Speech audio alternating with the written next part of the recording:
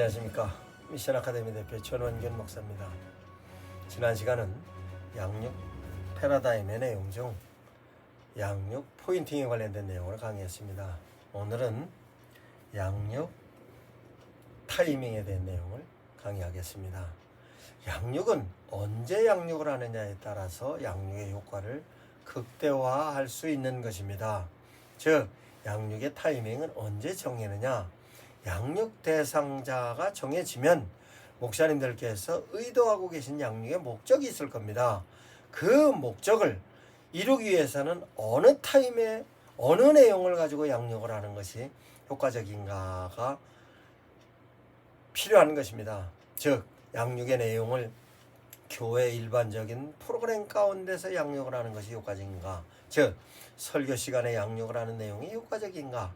즉, 설교 시간이면 주일날 낮예배 시간인가, 오후 예배 시간인가, 수요 예배 시간인가, 금요 철야 때인가, 새벽 예배 때인가에 따라서도 양육의 효과는 달라지는 것이므로 반드시 내용에 따라서 양육의 타이밍을 정해야 하는 것입니다.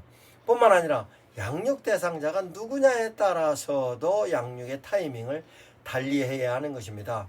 초신자인가, 직분자인가, 직분자 중에서도 항존직인가, 일반 직분자인가에 따라서도 양육의 타이밍을 달리해야 하는 것입니다. 뿐만 아니라 교회에서 구성원들의 역할에 따라서도 양육의 타이밍을 달리해야 하는 것입니다. 봉사직인가, 아니면 예배위원인가, 아니면 성가대원인가, 교육하고 있는 교육장가에 따라서도 목사님들께서 의도하고 계신 목적과 내용을 접목하여 실제적으로 그네들에게 가장 효과적인 시간에 양육을 하여야만 효과적인 양육을 할 수 있는 것입니다. 뿐만 아니라 양육을 하는 장소도 대단히 중요합니다.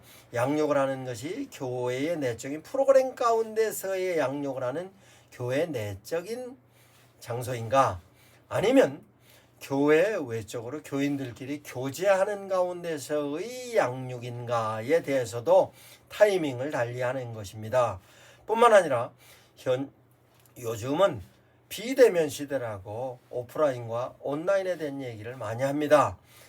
양육의 타이밍에 있어서 목사님들께서 정해놓은 양육의 내용과 목적을 오프라인에서 강의를 할 것인지 온라인에서 강의를 할 것인지에 대한 내용을 양육의 타이밍도 바로 오프라인이든 온라인이든 가장 효과적인 시간에 양육을 타이밍을 정해야 하는 것입니다. 이와 같은 내용을 목사님들께서 효과적으로 타이밍을 활용을 하셔서 가장 적절한 시간에 양육을 하여야 양육의 효과를 극대화할 수 있는 것입니다. 이와 같은 내용을 제가 양육 패러다임에 정리해 놓았습니다. 뿐만 아니라 제가 SNS를 통해서도 양육의 내용을 강의합니다.